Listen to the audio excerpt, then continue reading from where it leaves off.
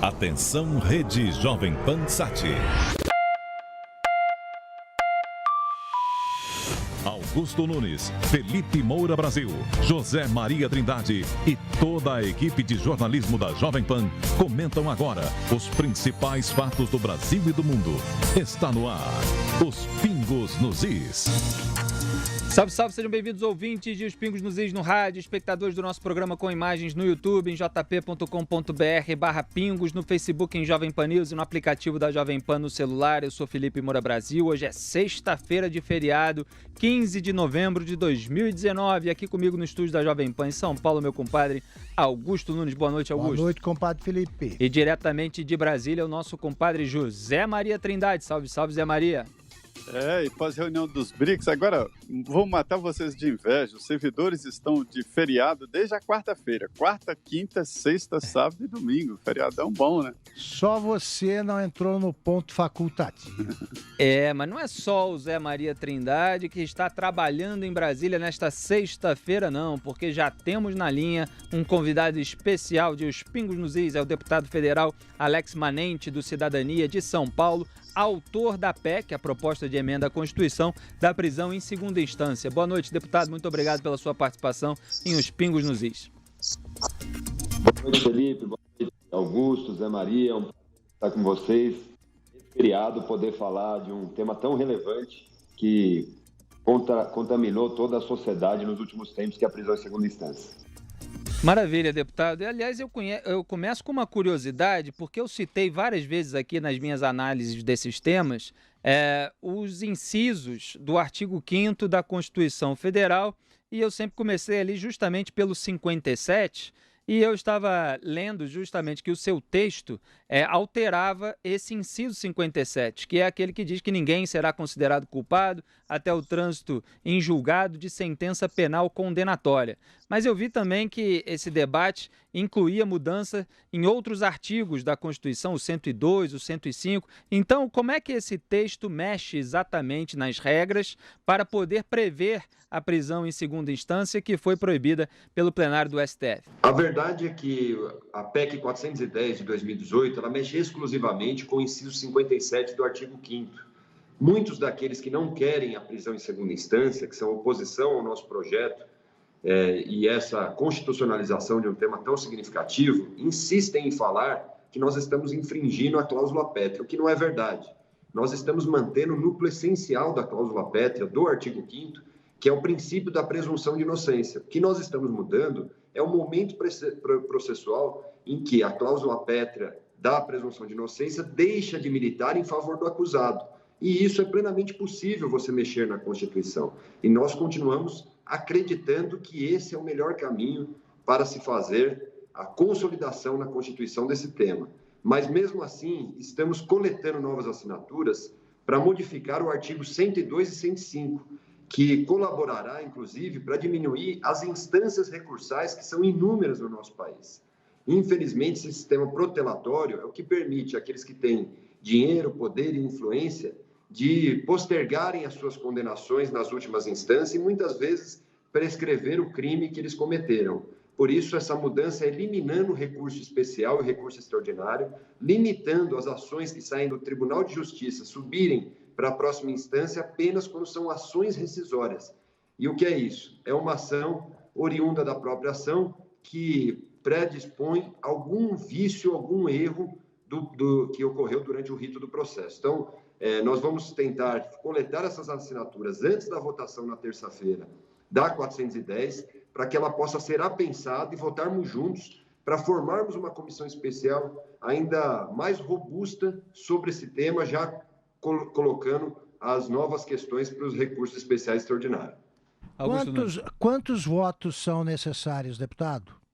Nós precisamos de 35 votos na CCJ. E eu estou muito seguro, Augusto, que nós temos mais que isso para 410. Nós tivemos votações no kit obstrução feito pela oposição que demonstraram que nós tivemos mais de 38 votos e eu acredito que na votação da admissibilidade nós teremos mais de 40 votos para poder prosseguir a PEC 410, até porque houve, sem dúvida alguma, uma grande mobilização da sociedade. Isso ajuda muito, porque faz com que o deputado tenha compromisso com as cobranças que recebem das ruas. José Maria Trindade, de Brasília, tem uma pergunta para o senhor, deputado. Diga, Zé. Pois é, olha, deputado, nós comentamos aqui sobre a comparação com outros países, né? Os que prendem já na primeira instância, os que prendem na segunda, né? E é difícil comparar, porque aqui no Brasil, para se concluir um processo na segunda instância, leva aí de 6 a 7 anos, ou seja, já é longo demais. Então, eu acho que o debate está por isso mesmo, encurtar essa possibilidade de tantos e tantas apelações é muito melhor do que discutir a história de prender ou não na segunda instância. Precisa encurtar, não é verdade? É verdade. Na ONU, são em torno de 165 países. O Brasil é o único que não condena antes da segunda instância, ou seja, nós precisamos, de fato, modificar. Há algo importante que precisa ser dito, né, Zé Maria, que é que nós não conseguimos dar acesso a todas as pessoas para a terceira e quarta instância. Nós damos apenas a quem tem poder e dinheiro, que é caro você levar esse processo judicial para Brasília, manter uma banca de advogados que nunca é barata, e, naturalmente, você está privilegiando uma casta da sociedade que tem poder para poder postergar essa decisão. Então, é importante que o Brasil vença essa etapa e tenha uma consideração que nós precisamos fazer. A segunda instância é o limite da colheita de provas e o julgamento do mérito. Na verdade, culpa ou inocência se dão até a segunda instância. As instâncias superiores analisam apenas os erros procedimentais dos ritos que foram executados durante o curso do processo. Então, é importante nós deixarmos isso claro. Nós não estamos tirando direito de ninguém, nós queremos fazer um Brasil justo, inclusive dando a chance de todos serem condenados na mesma instância, porque hoje só ricos e poderosos levam adiante esse processo. No caso do Tribunal do Júri, deputado, o senhor acha que é diferente, que já devia prender logo na primeira instância? É um veredito que não pode ser modificado, né? Eu sou totalmente a favor de prender na primeira instância no Tribunal de Júri. Acho que o Tribunal de Júri tem alguns requisitos que já são diferentes, crime hediondo, uma série de requisitos que precisam ser cumpridos. Você coloca a sociedade para colaborar no julgamento desse criminoso, desse acusado, e, naturalmente, ali eu não tenho dúvida alguma que a pessoa tem que sair com o veredito, cumprindo pena quando considerado culpado. Deputado, vocês estão tendo a ajuda, alguma espécie de assessoria de ex-ministros do Supremo para elaborar esse texto, para amparar as discussões, né? Do novo texto, nós pegamos como base uma PEC que tramitou desde 2011 até 2018, infelizmente foi arquivada no Senado Federal, do ex-ministro Peluso. Nós pegamos como base, modificamos adequados ao momento que vivemos atual, considerando, inclusive, ação apenas revisional, mas nós pegamos como base esses princípios. Mas os atuais ministros, nós ainda não tivemos nenhuma oportunidade de conversar, até porque eu acho que nós temos que manter essa independência, e é importante ressaltar, né, Augusto? O próprio presidente do Supremo, Dias Toffoli, o ministro Dias Toffoli, ele deixou claro que o Congresso precisa legislar. Então, nós precisamos cumprir o nosso papel de maneira independente, ouvindo a sociedade e fazendo com que o Brasil possa, de fato, combater a impunidade.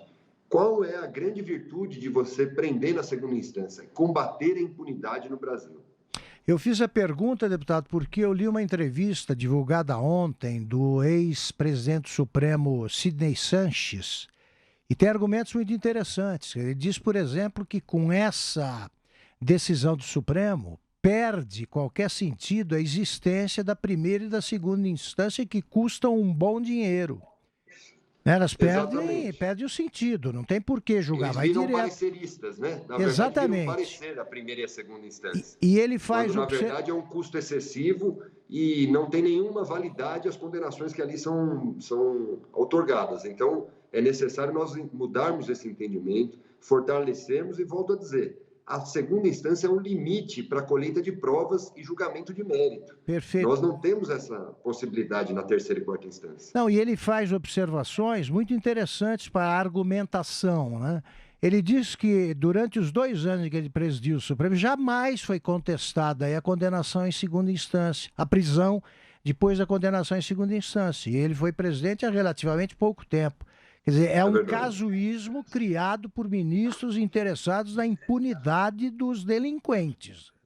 A verdade que eu tenho dito, Augusto, é que os últimos 10 anos foram 4 mudanças de entendimento.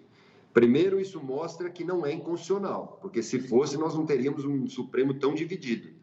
E, infelizmente, o que está se caracterizando é que essas mudanças ocorrem de acordo com a conveniência política do momento. E isso desgasta muito a imagem do judiciário no Brasil e, principalmente, da questão da impunidade. Parece que quem comete crime tem poder aquisitivo, poder e influência, consegue se livrar das suas condenações. Só registrando que o Peluso, citado pelo deputado, é o Antônio César Peluso, conhecido como César Peluso, que foi durante muitos anos ministro do STF, inclusive presidente da Corte de 2010 a 2012. Agora, deputado, o seu texto é de 2018, da PEC da prisão em segunda instância. E no pacote anticrime do Sérgio Moro também havia um item a favor da prisão após condenação em segunda instância que foi retirado num grupo de trabalho cheio de gente de esquerda ali, que sempre foi muito branda no tratamento com os criminosos. Então, por que essa demora exacerbada do parlamento em legislar? É em razão de muitos parlamentares serem investigados? Olha, Felipe, ocorreu o seguinte, nós propusemos essa PEC, você vai se recordar daquele julgamento de 2018, que inclusive foi o responsável por dar autorização para a prisão do ex-presidente Lula.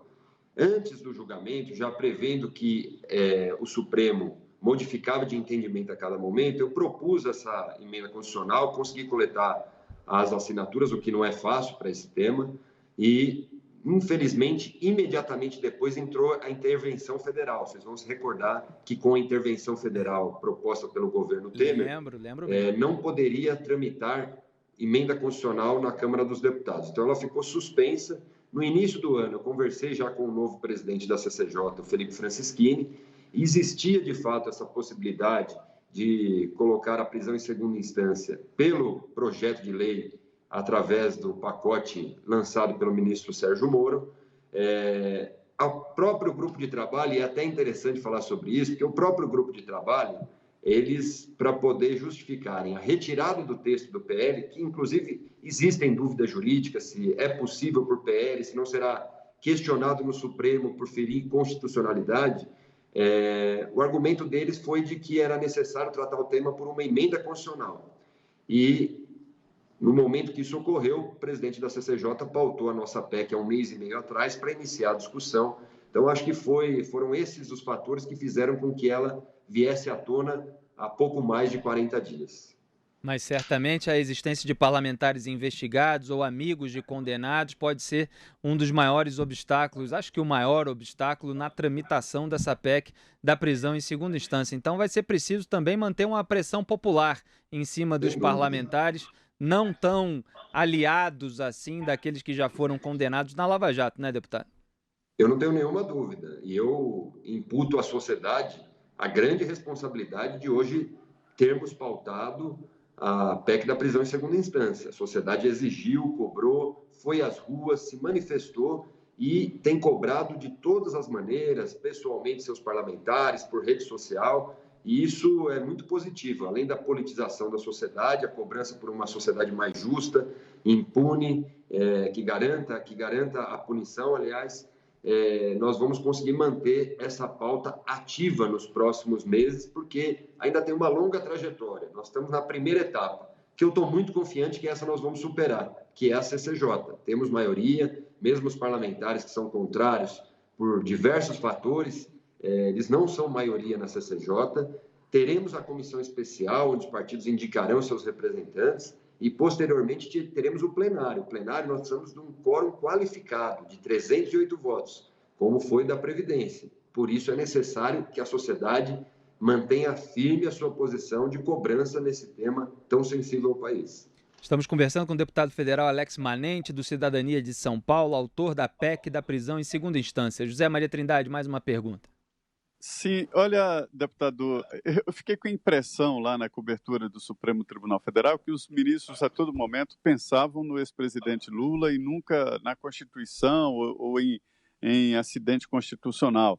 E eu vejo a mesma disputa no Congresso Nacional. Só admite que este fantasma, esta sombra negra do ex-presidente Lula está seguindo ali a legislação? Ou seja, os senhores estão discutindo a volta do ex-presidente para a cadeia?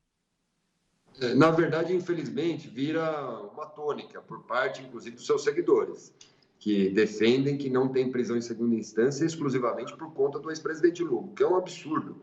Na verdade, nós precisamos que a condenação em segunda instância ocorra para o Lula e para todos aqueles que cometeram crime. São 5.000 pessoas que terão direito à liberdade desde a decisão do Supremo. O Lula e mais 4.999. Ou seja, nós teremos todo tipo de criminoso nas ruas, gerando essa sensação de impunidade, de falta de controle dos nossos condenados. E por isso, infelizmente, esse debate está contaminado pelo ex-presidente Lula, o que é muito ruim. A lei é para ele, mas para todos os brasileiros. E nós queremos que tanto ele como qualquer um que cometeu crime possa estar cumprindo. Aí o debate vira politizado, quando seria um debate jurídico e de garantias de liberdade das pessoas de bem do nosso país.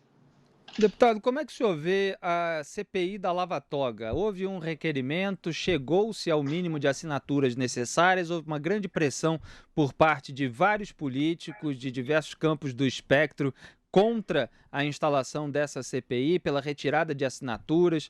A gente teve ali o relato da juíza Selma, senadora Selma Arruda, na época no PSL, dizendo que o Flávio Bolsonaro ligou para ela pela retirada, ele que vinha sendo investigado até o Dias Toffoli, presidente do Supremo, suspender a decisão. O que o senhor, suspender a investigação, perdão. O que o senhor acha da instalação da CPI da Lava Toga, que voltou um pouco à pauta do debate público ontem, depois da notícia a respeito do acesso do Dias Toffoli a dados sigilosos de movimentações financeiras?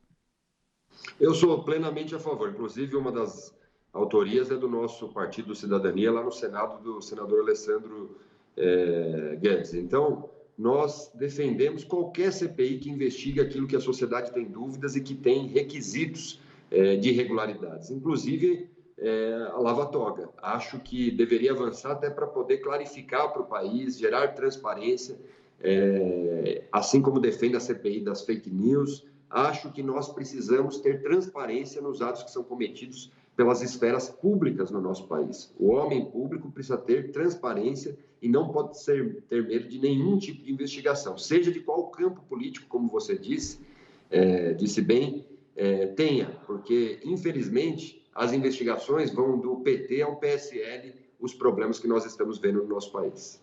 José Maria Trindade, tem mais alguma pergunta? Tem sim. Agora vamos para a prática. A gente sabe aí que houve uma união ali dos partidos de esquerda e do centrão. Isso, politicamente, não estou dizendo que quem torce a favor, mas inviabiliza a votação de uma emenda assim, né? No plenário, talvez.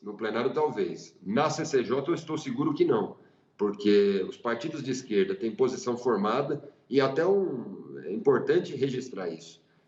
É até um contrassenso às defesas que eles fazem das minorias, porque a prisão em segunda instância, ela é a garantia de que as minorias terão o mesmo tratamento das maiorias, daqueles que têm poder aquisitivo. Mas não estou aqui para discutir a questão ideológica da esquerda, ela com as suas contradições, mas eles estão contra. O centrão, alguns líderes podem estar contra, mas nem todos os deputados acreditam que é necessário segurar a nossa PEC. Muitos deputados de partidos do centrão têm apoiado, têm se manifestado, têm votado nos momentos que nós precisamos para retirar a obstrução, e eu estou muito confiante nessa primeira etapa. Óbvio que depois da primeira etapa, nós temos que ir avaliando cada etapa e as vitórias que nós vamos conseguir. Creio que, apensando o 102 e 105, que é essa nova PEC que nós estamos propondo, nós conseguiremos ter mais apoio e mais condições de chegar no plenário em plenas condições de tornar a prisão em segunda instância algo constitucionalizado, para não ocorrer nenhuma dúvida, ninguém suscitar ao Supremo qualquer mudança. Deputado, quanto a esse tema, como o senhor avalia o comportamento do presidente da Câmara, Rodrigo Maia? O presidente Rodrigo Maia conversou comigo algumas vezes sobre esse tema. Não é de hoje, inclusive. Várias oportunidades, inclusive ele já deu várias entrevistas à época do pacote anticrime do Moro, que ele era a favor de uma emenda constitucional. A tese dele é que o artigo 5º fere a cláusula pétrea. Eu discordo, já falei para ele o nosso posicionamento, mas eu notei que ele, através do artigo 102 e 105, tem se mostrado favorável que esse debate ocorra. Então, nós estamos fortalecendo as assinaturas para poder deixar com que a comissão especial tenha temas e alternativas robustas de fazer essa mudança. Eu acredito que, dentro do 102 e 105, a fala dele, para mim, foi muito clara. Olha, não mexendo no artigo 5º, eu sou a favor que prossiga. Eu discordo que o artigo 5º é cláusula pétrea. A cláusula pétrea é o princípio do artigo 5º e eu reafirmo isso para não consolidar a ideia de que qualquer mudança no artigo 5º é cláusula pétrea. Lembrando... Fala, Augusto. Não, deputado, em que medida tem contribuído para o avanço dessa ideia, para o crescimento do número de simpatizantes com o que o senhor defende? Em que medida tem contribuído para isso as manifestações populares? O povo deve continuar cobrando nas ruas. Eu sou totalmente a favor e volto a dizer, eu tenho segurança que se não houvesse manifestação, talvez nós não estivéssemos aqui debatendo a mudança que o Congresso Nacional possa fazer da prisão em segunda instância.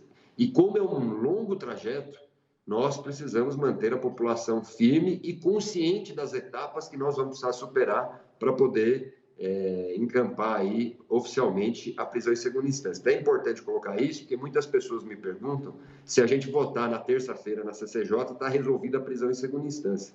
E é importante esclarecer que é uma etapa de várias, porque uma mudança constitucional ela não é rápida, ela tem todos os requisitos para proteger a própria Constituição de qualquer mudança repentina, mas durante esse processo nós vamos precisar da população na rua e é importante aqueles que já se manifestaram, as pessoas que têm apoiado a nossa iniciativa, que possam continuar cobrando de todas as maneiras os seus representantes. As manifestações nas ruas foram fundamentais para estarmos no estágio que estamos. Deputado, o senhor falou aí de uma ressalva do presidente da Câmara, Rodrigo Maia, em relação ao que ele considera cláusula pétrea. E eu não posso deixar de relacionar isso a um fato que aconteceu nessa semana, que foi a divulgação de um áudio enviado pelo deputado federal Carlos Henrique Gaguin, do DEM, do Tocantins, ao grupo de WhatsApp do partido, ou seja, do DEM. Nesse áudio, o Gaguin, que é contrário à prisão na segunda instância, falava o seguinte ao deputado Arthur Maia, da Bahia, que é favorável à prisão após condenação em segunda instância. Ele dizia que o colega está equivocado, que essa PEC, para garantir a prisão na segunda instância, não passa nem aqui nem na China. Nós vamos pegar uma coisa que não é nossa, para quê, meu irmão? É a frase que ele usa nesse áudio. E aí vem a declaração que ganhou as manchetes do noticiário, abro aspas, eles estão falando que o primeiro que vai preso em segunda instância é o nosso presidente Rodrigo. E aí? E os nossos líderes? E nós? Gente que não deve nada, sendo aí acusado sem prova, sem nada. Fecha aspas. E o Rodrigo Maia tinha o codinome Botafogo lá no departamento de propina da Odebrecht. Então tudo isso se junta e a gente fica com a impressão de que o presidente da Câmara não tem realmente interesse nenhum de que essa PEC avance. É possível conquistar o plenário sem o auxílio e articulação do presidente da Câmara? Olha, uma boa pergunta. Primeiro, nós vamos separar aí uma avaliação completa. Eu acho que o deputado Gaguin foi infeliz. Se ele é contra a prisão em segunda instância, ele não tem que usar outros atributos para tentar convencer as pessoas que não tramitará.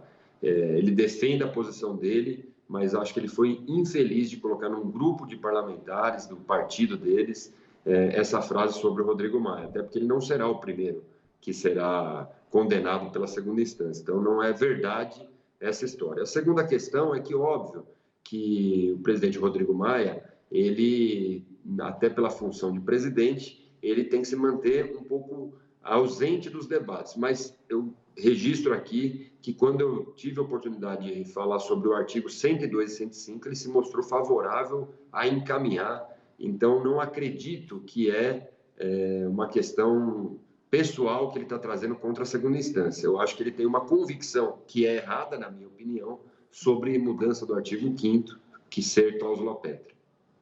E, sem dúvida alguma, o Rodrigo é o grande, hoje, articulador do plenário da Câmara. naturalmente, ele que inclusive pautará qualquer eventual votação. Então, é necessário que ele esteja, de alguma maneira, participando dessa conquista que a Câmara dos Deputados pode dar à sociedade. Legal, deputado. A gente vai fazer o primeiro intervalo comercial de Os Pingos nos Is e a gente volta para um bloco mais curtinho para encerrar a entrevista. Pode soltar o break, Andrezão. Seu banco nunca rende o que você espera, mas você continua esperando. Sério? Invista como um especialista. Invista Safra. Acesse invistasafra.com.br e abra já sua conta. Potência híbrida de 407 cavalos. Pilot Assist e design escandinavo. Novo Volvo S60. Follow the One. O sedã perfeito para quem prefere conduzir. Salve, salve, estamos de volta com Os Pingos nos Is, Felipe Moura Brasil com Augusto Nunes em São Paulo, lá de Brasília, José Maria Trindade e também o deputado federal Alex Manente, do Cidadania de São Paulo, autor da PEC da prisão em segunda instância, convidado de hoje de Os Pingos nos Is. José Maria, tem uma pergunta para o deputado? Eu tenho. Eu queria ir, deputado, sobre... O Augusto sempre diz aqui, ele não entende essa história e que é verdade. O Congresso é monoassunto, só cuida de um assunto. Por que não votar as reformas constitucionais e votar também essa emenda? E agora o Congresso vai discutir esse repensar do Estado através das 13 emendas que o presidente apresentou no Senado Federal. Enfim, por que o Congresso não trata de vários assuntos ao mesmo tempo? Qual é o impedimento? Na verdade, eu até acredito, Zé Maria, que nós temos aí várias frentes abertas no Congresso tratando dos diversos temas. Veja, pouco nós estamos falando, mas a Comissão da Reforma Tributária está lá debatendo para chegar ao consenso de um relatório que possa ser apresentado. Tem a PEC que ganhou força nos últimos tempos nesse debate que ocorre na CCJ. Temos votado medidas provisórias importantes que o governo encaminhou e que, por exemplo, o resgate do FGTS. Então, são temas que são paralelos, mas vão ocorrendo cada um no seu foro de debate para poder avançar e chegar ao plenário essas votações. Óbvio que essas 3 emendas encaminhadas pelo presidente Bolsonaro são 3 medidas importantíssimas. Nós aprovamos a Previdência que, obviamente, mexe com todos os brasileiros, mas era necessário para a gente salvar o país para o futuro. E agora temos essa reforma administrativa que, no meu ponto de vista, é fundamental para um Estado que nós precisamos no futuro. O Estado menor, com maior capacidade de gerir os principais serviços públicos, dando qualidade para a população e não sendo uma máquina pesada e cara para o cidadão. Então, esse debate das 3 reformas administrativas, das 3 emendas constitucionais, mexendo na reforma administrativa, eu acho que são um tema que nós precisamos debruçar para encontrar esse melhor caminho para o Brasil no futuro. Deputado, o senhor acabou de voltar de uma viagem para a China, onde esteve junto a uma delegação de parlamentares. Conta para a gente como é que foi essa experiência e quais os objetivos dessa viagem. Olha, Felipe, nós fomos convidados pela Assembleia Popular da China.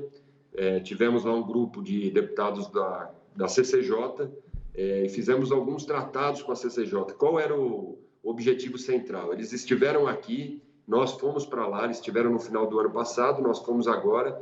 Queremos dar a segurança jurídica, porque os chineses querem investir muito no Brasil, especialmente na nova lei que regulará o saneamento, que precisa de capital privado. Nós temos a questão das PPPs e concessões que estão avançando no país, e o investimento chinês é importante. Veja só, o leilão que foi feito da Petrobras, só chineses entraram, e eles queriam ter a segurança da nossa legislação nesse tratado que nós firmamos com a CCJ da Assembleia Popular da China. Foi muito interessante, geramos essa segurança e fizemos um tratado de encaminhar essas legislações, as modificações, inclusive, rapidamente, de maneira simultânea, nesse termo de cooperação que celebramos. Eu li que o senhor tenta emplacar investimentos de empresários asiáticos no ABC, não é lá no Sindicato dos Metalúrgicos, onde o Lula discursou, não, né? Não, é porque, por coincidência, eu sou de São Bernardo do Campo, né? Vizinho. Então, nós ali, eu tive a oportunidade também de aproveitar essa visita e conversei com a Huawei. Nós estivemos lá, eles já vão fazer investimentos no Brasil, já tem, e assim como a Alibaba fará o seu centro de distribuição em São Paulo. E aí nós estamos trabalhando para que possa ir ao ABC esse centro de distribuição do Alibaba, até porque ali a região, logisticamente, é muito interessante para esse escoamento da produção que possa ser feito por esse centro de distribuição. E só para completar esse assunto, nessa semana o Paulo Guedes propôs um acordo comercial entre o Brasil e a China. O que o senhor acha disso? Acho excelente. Eu acho que a China, e é muito interessante, às vezes as pessoas têm uma visão da China comunista, que é o que falam, né? Mas eles têm uma visão muito capitalista, é uma visão de mercado, uma visão de estar presente no mundo, e eu não vejo nenhum país conseguindo se desenvolver sem relação comercial com a China. E eles têm muito otimismo nessa relação com o Brasil. Nós acreditamos muito que, de fato, o nosso desenvolvimento passa por essa relação comercial. Veja só, 1 bilhão e 400 mil pessoas estão na China. Se a produção do agronegócio dá certo no Brasil, grande parte é porque está exportando para a China. Então, nós precisamos cada vez mais estreitar essas relações para fortalecer não apenas o agronegócio, mas toda a cadeia produtiva no nosso país. Mas os empresários chiaram, né, deputado? Os empresários dizem que o produto brasileiro ainda não pode disputar em livre comércio com a China.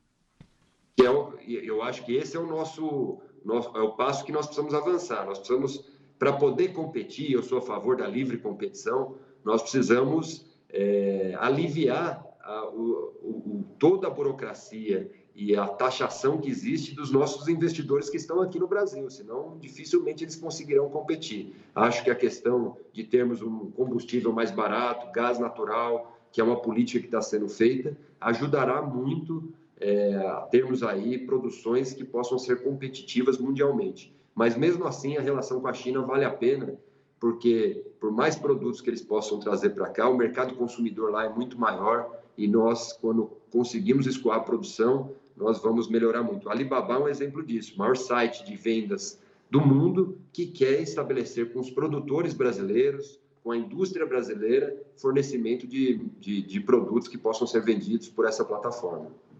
Deputado, caminhando para o encerramento aqui da nossa entrevista, com a soltura do Lula, fala-se muito na polarização, na volta da polarização que marcou a corrida eleitoral de 2018 entre Lula e Jair Bolsonaro, entre o PT e o PSL. O que outros partidos, como o seu, o Cidadania, podem fazer para ganhar o protagonismo e quais são as bandeiras propriamente ditas do Cidadania? Olha, Felipe, nós temos aí, infelizmente, essa polarização que, na minha opinião, faz muito mal ao país. As pessoas alimentam essa polarização porque é mais fácil escolher o outro por não gostar de um. Nós precisamos escolher alguém por acreditar nas suas ideias. E o papel do Cidadania é exatamente esse, é buscar colocar as suas ideias. Nós somos a favor de um mercado livre, de um Estado enxuto, de serviços públicos essenciais sendo feito de maneira eficiente, com um Estado com menos peso, especialmente nas folhas de pagamento, que é o que absorvem mais da metade dos orçamentos no Brasil, mas somos a favor também do equilíbrio social. O Brasil é um país de muitas diferenças, é um país que ainda possui muitas injustiças que precisam ser diminuídas através, na nossa opinião, da livre concorrência, da indústria forte, do produtor forte, para poder gerar essa alternativa. Não é o Estado que tem apenas que alimentar, quem tem que alimentar é o Estado dando condições e não atrapalhando as pessoas gerarem emprego. E, obviamente, a Cidadania vai buscar para a eleição presidencial uma alternativa de uma candidatura presidencial. O partido só se faz quando, de fato, tem uma candidatura que consiga simbolizar isso. Nós queremos uma candidatura que tenha capacidade de equilibrar, de enxergar as virtudes de cada política, sem fazer apenas o enfrentamento de ódio, destilando ódio, sem nenhum compromisso com a sua proposta. E esse é um trabalho que nós teremos nos próximos 2 anos e meio para achar essa pessoa que possa simbolizar isso. Zé Maria, última pergunta para encerrar? Só rapidamente dizer, deputado, esse equilíbrio de forças no Congresso Nacional, o senhor fala aí da polarização, mas parece que lá está tendo uma acomodação de forças, né? Inclusive junções partidárias. É verdade. Até porque eu entendo, Zé Maria, que com a legislação que nós votamos no mandato na legislatura passada, que prevê a cláusula de barreira, vários partidos não sobreviverão a cada eleição. E, naturalmente, você vai fazendo um enxugamento de partidos. Com exceção do presidente Bolsonaro, que resolveu agora criar o seu partido, a tendência, na minha opinião, é que existam junções de partidos, diminuição do quadro partidário no Brasil, para poder, de fato, enxergarmos os partidos de acordo com a ideologia e com o que defendem, e não como é hoje uma sopa de letrinhas para a população brasileira, sem muito conteúdo, favorecendo, inclusive, a polarização de PT e Bolsonaro nesse momento. O senhor participou da coleta de assinaturas para o seu partido? Para a criação do meu partido? Na verdade, só mudou de nome. Ele foi criado antes de eu fazer 18 anos, então eu o partidão. Desde os 18 anos, né? Mas que era o PPS e agora é o Cidadania. Nós apenas mudamos o nome, mas o CNPJ do partido é o mesmo há mais de 26 anos. Conversamos aqui com o deputado federal Alex Manente, do Cidadania de São Paulo, autor da PEC da prisão em segunda instância. Muito obrigado, deputado, por essa entrevista aos Pingos nos Is. O senhor é sempre bem-vindo. Boa noite, bom trabalho. Obrigado, Felipe, Augusto, Zé Maria. Um prazer participar com vocês. Estamos às ordens. Parabéns pelo programa aí. Obrigado, um abraço. A gente segue a pauta aqui do programa, então, número 2, um assunto importante que não conseguimos comentar no programa de quinta-feira. A Advocacia Geral da União, a AGU, e a Controladoria Geral da União, CGU, anunciaram a assinatura de um acordo de leniência com o grupo OAS, investigado no âmbito da Operação Lava Jato. O grupo pagará 1,9 bilhão de reais até dezembro de 2047, com correção pela taxa básica da economia, Selic, atualmente em 5% ao ano.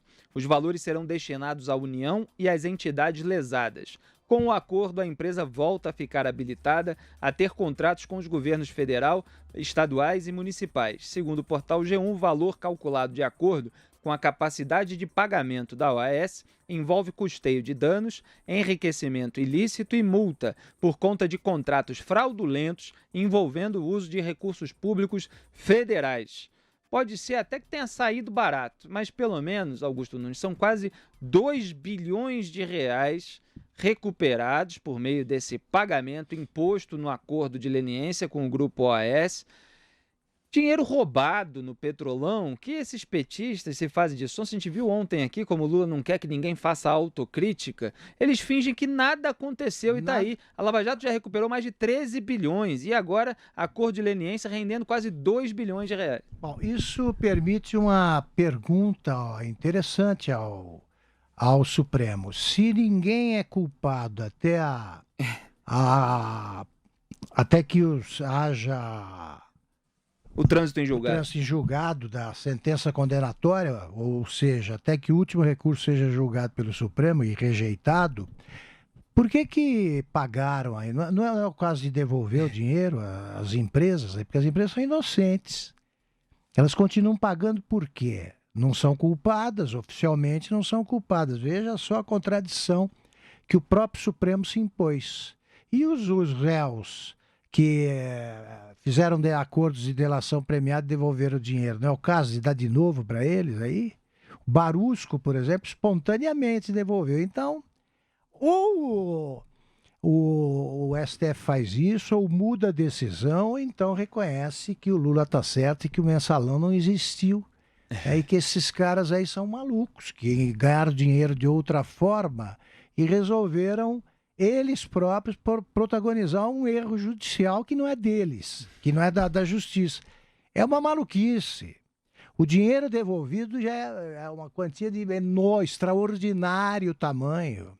A Petrobras, a própria Petrobras confessou que tinha perdido com propina 6,5 bilhões, a quantia depois foi aumentada pelas evidências para 42 bilhões, e tá aí o Lula dizendo, não existiu. E agora o Lula começa a dizer que tudo foi planejado pelo Moro e pelos procuradores da Justiça Federal, porque eles queriam acabar com a Petrobras. É isso aí.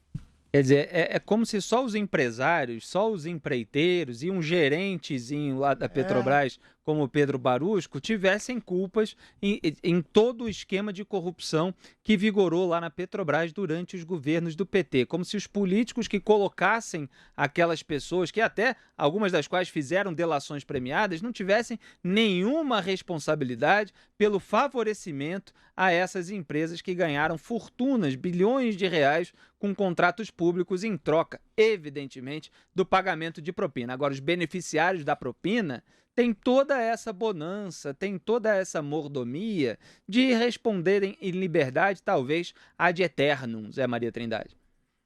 Isso parece aquela frase que chifre não existe, isso é coisa que colocaram na sua cabeça, quer dizer, esse dinheirama toda voltando e dinheiro não tem geração espontânea e não nasce em árvore, né? É um absurdo. Esses empresários, eles meteram os pés pelas mãos, pegaram os corruptos de plantão, que infelizmente foram eleitos, né? E fizeram ali uma maneira de ganhar dinheiro. O empresário investe, não é doação de campanha, eu detesto dizer que é doação de campanha, nada. Isso aí é investimento, investe dinheiro na corrupção e frauda o mercado. Essas empresas brasileiras, que a gente tinha orgulho aí, as construtoras, fazendo obras pelo mundo inteiro, é tudo fraude, tudo farsa. Elas ganhavam essas licitações nos outros países porque ia dinheiro do BNDES e também lá o lobby do ex-presidente Lula. Então, não havia, na verdade, esta expertise toda das empresas brasileiras, né? E famosas no mundo pela engenharia nada, engenharia de maracutaia. E agora elas estão tentando se salvar. Desde o início desse debate aí, desde o mensalão e depois da própria Lava Jato, que se diz, não se pode, as frases são sempre assim, não se pode jogar a água do banho junto com a criança fora, não se pode matar a galinha dos ovos de ouro, ou seja, tentando deixar as empresas longe desse julgamento. Não, elas são, na minha opinião, as principais agentes desse processo de corrupção. Elas que compraram os bandidos de plantão, os corruptos de plantão, elas que investiram dinheiro e acabaram donas de uma força política maior até do que líderes. Elas tinham o controle remoto do Congresso Nacional, elas tinham o controle remoto do Palácio do Planalto. Agora, eu acho que deve fazer esse trabalho aí de leniência, é uma espécie ali de delação premiada de empresa. Não prejudica a punição na lei penal. É apenas uma tentativa de restabelecer as empresas, tentar salvar empregos, sim, mas exigir, né, que devolva o dinheiro e que a diretoria também seja trocada. Porque não é só a devolução do dinheiro, há uma lista de exigências, né? Não continuar delinquindo, fazer um trabalho muito forte contra a corrupção. Quando eu digo isso, é um trabalho nas empresas privadas. Hoje, isso cresceu muito, né? O compliance. Eles são obrigados a criarem um grupo de compliance muito grande, muito forte na empresa. Isso tudo está no contrato de leniência.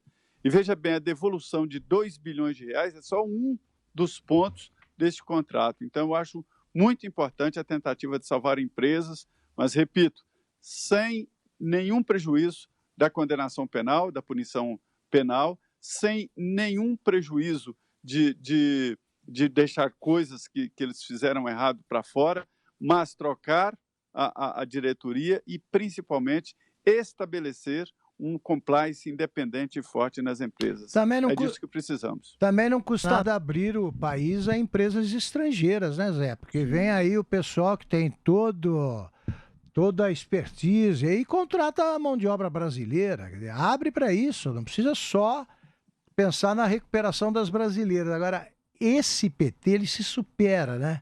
Na imaginação delinquente que tem de dizer, não aconteceu nada e tal. Eu me lembro que no julgamento do mensalão, segundo o Lula, também não existiu o mensalão. Então, dizer que tinha acontecido no Brasil o único caso de erro judicial voluntário da história, que foi protagonizado pelo Silvinho Land Rover. Eu não me lembro o sobrenome dele, aquele que ganhou uma Land Rover para Né? Devolveu, Alan de Volta. Não, ele confessou e se apresentou como para trabalhos comunitários, né? Ele confessou, tá? Então eu disse que se não aconteceu o mensalão... Silvinho José Pereira, o Silvinho do PT. Silvinho José Pereira, pronto. Ele prestou trabalhos voluntários sem culpa nenhuma. Ele que se apresentou como voluntário. Então é o único erro judicial cometido pelo alvo do erro, por mistérios que só o Lula saberá explicar. Informações com Matheus Meirelles, o nosso repórter. Pode soltar. A aprendizagem é um dos principais bens que as pessoas podem conquistar com o passar do tempo. Este foi um dos pontos levantados durante o 14º Fórum da Longevidade, realizado pela Bradesco Seguros, em São Paulo, nesta terça-feira. O diretor de marketing da Bradesco Seguros, Alexandre Nogueira, fala da importância de se discutir uma vida saudável a longo prazo. Esse aprendizado, que é um dos pilares da longevidade, é fundamental para as pessoas, principalmente no mundo atual, onde você tem uma quantidade de informação muito grande, mas você precisa se debruçar para se aprofundar, tornar menos superficial e fazer com que aquilo sirva para você ao longo da sua vida e principalmente na sua longa caminhada, que a gente espera que seja com 80, 90, terceira, quarta idade. Também foi oferecido o Prêmio Longevidade nas categorias Jornalismo, Pesquisa e História de Vida. O evento contou com a presença do apresentador, locutor e jornalista Cid Moreira, o ícone da longevidade. Para conferir tudo o que aconteceu durante o 14º Fórum da Longevidade, basta acessar o site vivalongevidade.com.br. Vamos para um rápido intervalo comercial e voltamos já. Potência híbrida de 407 cavalos. Pilot Assist e design escandinavo. Novo Volvo S60. Follow no One. O sedã perfeito para quem prefere conduzir. Salve, salve, estamos de volta com os Pingos nos Is, aqui Felipe Moura Brasil, com Augusto Nunes em São Paulo, lá de Brasília, José Maria Trindade, e agora uma convidada especial aqui no estúdio da Jovem Pan em São Paulo, ela que é professora, advogada e presidente da Comissão de Compliance Eleitoral e Partidário do CFOAB, que é, repetindo, o significado da sigla? Conselho Federal da OAB. Conselho Federal da OAB. Karina Cufa, muito obrigado pela sua participação aqui em Os Pingos nos Is. Muito obrigada, sempre uma grande satisfação, especialmente com esses dois grandes jornalistas.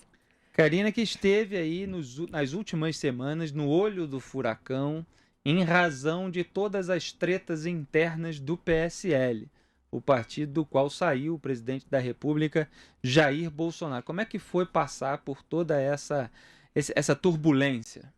Eu acho que foi uma situação inevitável. Tivemos que passar por isso mesmo e agora é pensar no futuro, né? E o futuro é a criação dessa nova sigla. A que se deveu, Karina, a decisão de desistir de assumir o controle do PSL e, em vez disso, criar um partido? Bom, tem um problema na questão da formação do diretório, que mais ou menos 70% do diretório são de pessoas aliadas, subordinadas ao presidente do partido. Certo. Então, teve uma convenção recente para a formação do Conselho de Ética, que não existia, e apareceram lá com procurações de 60% a 70% das pessoas que participam da Nacional, né? Da composição da Nacional. E aí fica difícil, né? Como que você vai ter uma convenção, vai ter uma eleição legítima, né? Decidir quem que vai ser o representante se todas as pessoas têm um voto de cabresto, né? Então, quer dizer, os partidos têm dono e o PSL também tinha um dono. Eu acho que a gente precisa agora pensar muito na questão da reforma política, buscar instrumentos de democratização dos partidos, pensar em formas de tornar os partidos algo mais democrático. Isso ajuda, inclusive, na escolha dos candidatos. Porque muitas vezes são colocados aos eleitores opções de candidatos para diversos mandatos, né? Seja para vereador, até presidente.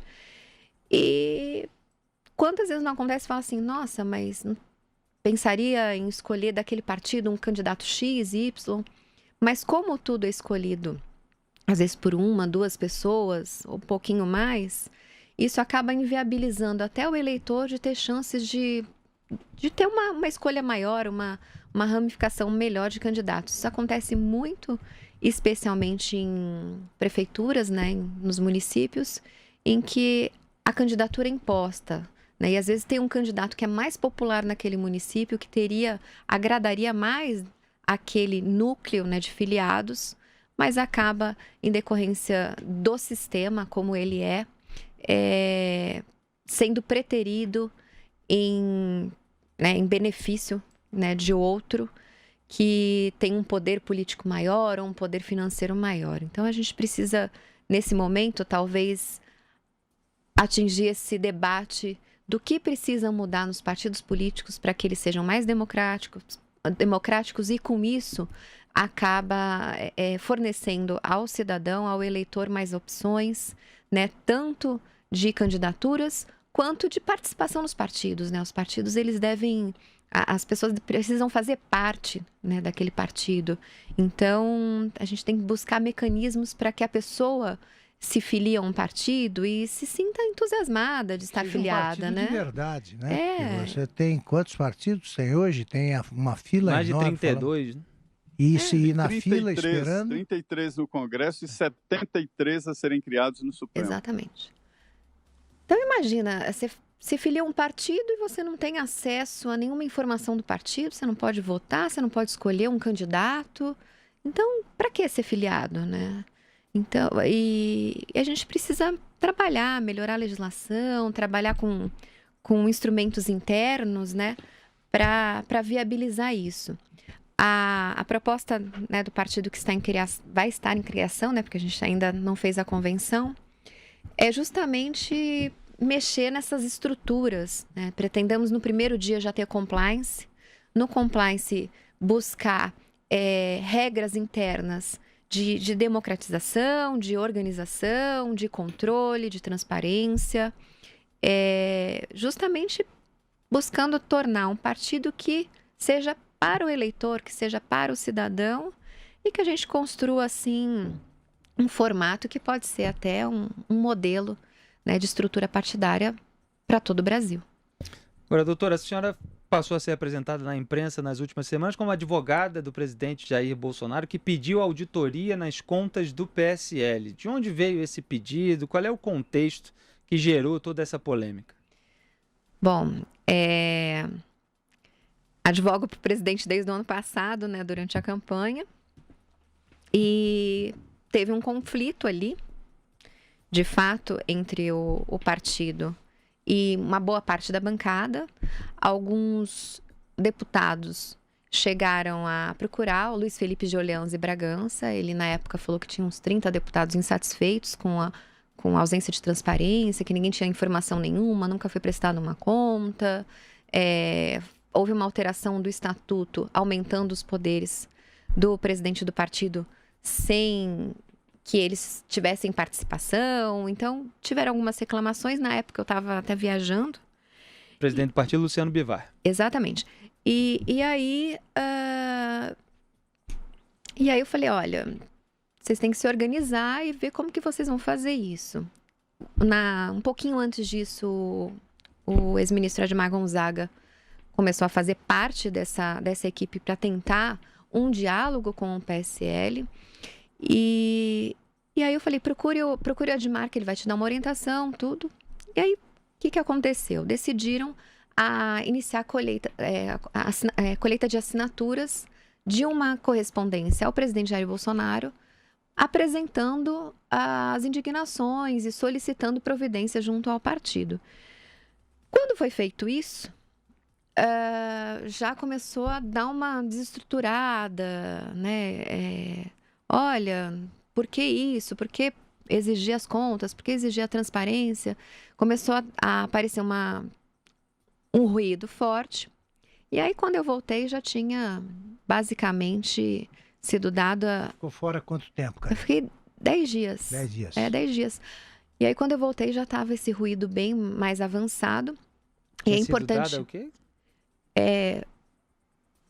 O ruído, né? Porque nesse período que eu estava viajando, estava tendo um ruído. Quando eu voltei, já estava praticamente determinada né, a separação do partido, né, esse racha que teve no partido.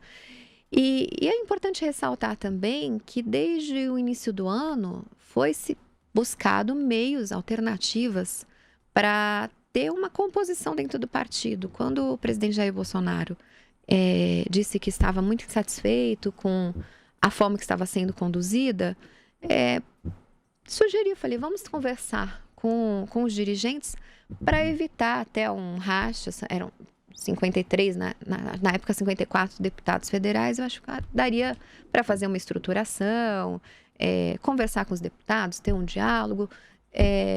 O compliance seria fundamental para a organização do partido. Fazer cursos de qualificação, né? Eu dei aula em alguns partidos, né? Até alguns movimentos como Renova Brasil, o RAPS. Então, assim, usar mais ou menos esse instrumento para qualificar, né, os nossos parlamentares, os assessores. Até coach, eu acho que hoje está muito na moda e realmente ajuda, né? Ajuda principalmente a criar diálogos. Então, foi apresentado um projeto para melhorar ali a estrutura partidária, que estava tendo muitas divergências. Foi levado ao presidente e ao vice essa ideia. De pronto foi aceita, né? Eles entenderam como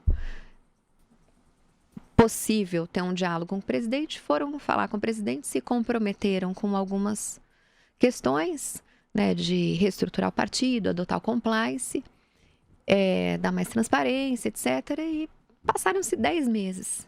10 meses e nada. E aí foi quando eu fui cobrada. Eu falei, olha, presidente, eu lamento, mas eu tentei. Eu acho que eu não tenho mais condições de estar viabilizando um diálogo com o PSL. Trouxe aqui os responsáveis, se comprometeram diretamente com o senhor. Eu não sei o que a gente pode fazer agora. E foi aí que entrou o Admar Gonzaga para o time, para tentar viabilizar esse diálogo. Teve uma reunião no Palácio, inclusive, que o Admar fez a proposta, né, de refundação do partido, né, alteração da diretoria, um novo estatuto mais enxuto, mais com elementos que estavam faltando, retirando algumas coisas contraditórias, a adoção de compliance, que isso era sempre falado. E aí parecia que estava tudo bem, mas no dia seguinte a gente viu uma movimentação contrária. E aí foi quando o presidente deu aquela declaração, né, na porta do Palácio da Alvorada, dizendo que não tinha mais condição de ficar. Agora, Karina, você é especialista nisso e vai achar que essa pergunta é muito elementar. Mas como nós temos aí dezenas de milhares de ouvintes e espectadores, é bem provável que muita gente não saiba bem o que é compliance. Explica. Ah, sim, claro. Conta pra gente. O pessoal confunde muito compliance com auditoria, né? Então a gente tem que fazer uma separação. Compliance é a adoção de algumas regras que são construídas em conjunto com uma empresa especializada, mas também com a empresa, o partido, a instituição. Regras internas de combate à corrupção, para evitar irregularidades. Então, uma empresa, ou no caso, um partido que adota o compliance, ele tem condições de criar algumas regras através de uma cartilha, compartilhar isso com todos os membros daquele partido, para viabilizar menor custo, para diminuir risco de corrupção, né, contratos. Reduz, inclusive, o preço dos contratos, né, faz uma checagem das empresas que são contratadas, até para evitar um dano à imagem, né, e também evitar coisas como candidaturas laranjas, né? Se a gente tem, num partido político, regras definidas para distribuição de recursos, né, que isso poderia ser adotado numa regra de compliance. Se tem um canal de denúncias que se acessa facilmente no site do partido para apresentar uma situação que está acontecendo num determinado município que, às vezes, no âmbito nacional não tem como ter controle. E mais, qualificação, tem que ter qualificação das candidatas, tanto na questão de identificar quando está sendo usada, né, para uma possível candidatura laranja, e também instruir de como utilizar bem os recursos de uma campanha, como fazer uma campanha nas redes sociais, que acaba reduzindo o custo. Enfim, toda essa qualificação, ela contribui para que se minimize ou até elimine o uso de candidaturas laranjas. Então, tem hoje diversos instrumentos que o compliance ele viabiliza para evitar todo esse tipo de problema que a gente vê toda hora. Então, é uma proteção, não deixa de ser uma proteção, tanto para o filiado, para aquela pessoa, para o candidato, mas uma proteção para o próprio dirigente. E é uma coisa que o presidente Jair Bolsonaro sempre falava: se acontecer alguma coisa de errado, né, no partido que ele estava, não vão falar, olha, o PSL, o partido do Bivar, sempre era o partido de Bolsonaro. A gente pega as notícias, partido de Bolsonaro tem candidaturas laranjas, partido de Bolsonaro tem isso, tem aquilo. Então, era um risco muito grande para o presidente da República ficar em qualquer partido sem o compliance. A gente precisa ter a adoção dessas regras. A gente precisa fazer um intervalo comercial e já volta com a entrevista com Karina Cufa, que defendeu Jair Bolsonaro durante a campanha e nas ações recentes envolvendo o PSL. A gente volta com a pergunta do José Maria Trindade. Pode soltar o break, Andrezão? Seu banco nunca rende o que você espera, mas você continua esperando. Sério? Invista como um especialista. Invista Safra. Acesse invistasafra.com.br e abra já sua conta. Potência híbrida de 407 cavalos. Pilot Assist e design escandinavo. Novo Volvo S60. Follow no One. O sedã perfeito para quem prefere conduzir. Salve, salve! Estamos de volta com os Pingos nos Is, aqui Felipe Moura Brasil com Augusto Nunes no estúdio da Jovem Pan em São Paulo, que hoje recebe a advogada Karina Cufa, que defendeu Jair Bolsonaro durante sua campanha eleitoral em 2018 nas recentes ações envolvendo o PSL. Lá de Brasília, José Maria Trindade tem uma pergunta para a Karina Cufa. Diga aí, Zé Maria.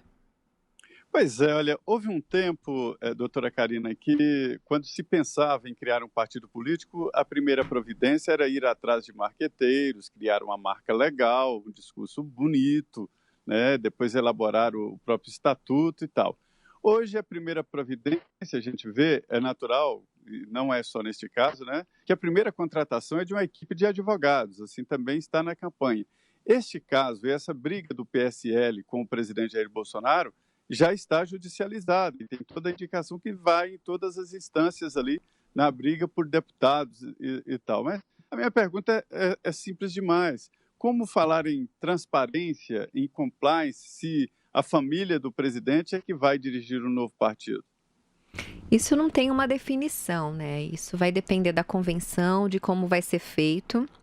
O que a gente tem definido, por enquanto, é o nome do partido, né? A logo. E estamos trabalhando o estatuto que também vai ser votado na convenção. Então, tudo depende da realização dessa convenção que vai acontecer no dia 21. É uma etapa, a primeira etapa, né? O primeiro degrau para a criação de um partido. Exatamente. E a coleta de assinaturas, vocês vão tentar através do meio eletrônico? Bom, primeiro a gente tem que registrar o estatuto, né? E fazer a solicitação ao TSE. A questão da colheita de assinaturas vai depender muito do que o TSE determinar. A gente não pode, obviamente, impor nenhum sistema ao Tribunal Superior Eleitoral, mas o contrário. O que a gente pode fazer é sugerir instrumentos que já foram sugeridos em outros momentos, né? De utilizar, no lugar de uma assinatura física, a assinatura eletrônica, ou utilizar mesmo a biometria para viabilizar a identificação daquele apoiador. Mas tudo isso, obviamente, depende do Tribunal Superior Eleitoral. Como é que seria? Vocês levariam um sistema eletrônico para colher o polegar das pessoas? Seria mais ou menos assim? Essa parte técnica a gente vai vai avaliar como vai ser feita, mas obviamente que a gente precisa primeiro de uma posição do Tribunal Superior Eleitoral para ver se vai fazer por meio físico ou meio digital. De qualquer forma, o que a gente vislumbra nessa situação? Seja no meio físico, obviamente que é mais moroso, no meio digital até a vantagem que acaba eliminando o serviço, né, prestado por servidores públicos, né, de fazer a conferência ali manual, o sistema muito mais fácil, ele acaba sendo muito benéfico para a própria justiça eleitoral, mas se for definido que vai ser por meio físico, a gente não vê muita dificuldade, né, porque precisa de 9 estados, a média, né, a maior parte dos estados precisa de 1.000 e poucas assinaturas e a gente consegue concentrar a maior parte em alguns estados, que a gente tem mais capilaridade, e depende de uma organização, né? Uma organização para o recebimento dessas assinaturas, para as informações que serão feitas pelo site, pelas redes sociais oficiais. Então, não vejo dificuldade na colheita das assinaturas, seja ela por meio digital, seja ela por meio, né, físico. Eu acho que essa não vai ser uma dificuldade, não estamos preocupados com a criação do partido. Karina, ontem ao chegar ao Palácio da Alvorada, à noite, o presidente da República, Jair Bolsonaro, disse que os parlamentares que o acompanharem na mudança de partido o farão por amor, já que a Aliança pelo Brasil não deve levar recursos do fundo partidário do PSL. Abro aspas aqui para o presidente. Vou começar um partido pobre, sem dinheiro, sem televisão. Quem for para lá vai por amor. É igual casamento, a gente casa por amor. Fecho aspas. E pouco depois, na sua live, na sua transmissão nas redes sociais, o Bolsonaro afirmou que vai se desfiliar com certeza do PSL nos próximos dias. Então eu pergunto, como é que fica exatamente a questão do fundo partidário, que tem sido foco desse debate há várias semanas? O que o presidente sempre fala, essa questão de por amor, é bem isso mesmo, né? Quem se posicionou a favor dele, desde o primeiro início, foi por amor. Né? Tanto a equipe como os deputados estão lá ao lado dele só pensando nisso. A questão do fundo partidário é uma discussão que é mais jurídica e que a gente vai avaliar num segundo momento do que política, porque na primeira reunião que teve, que os deputados ligaram no Palácio e pediram uma agenda com ele para falar da insatisfação, ele falou, olha, para mim tudo bem sair do partido, não sei qual que vai ser o plano, se é ir para outro, ou se criar um partido próprio, mas vocês iriam mesmo, sem fundo partidário, sem tempo de televisão?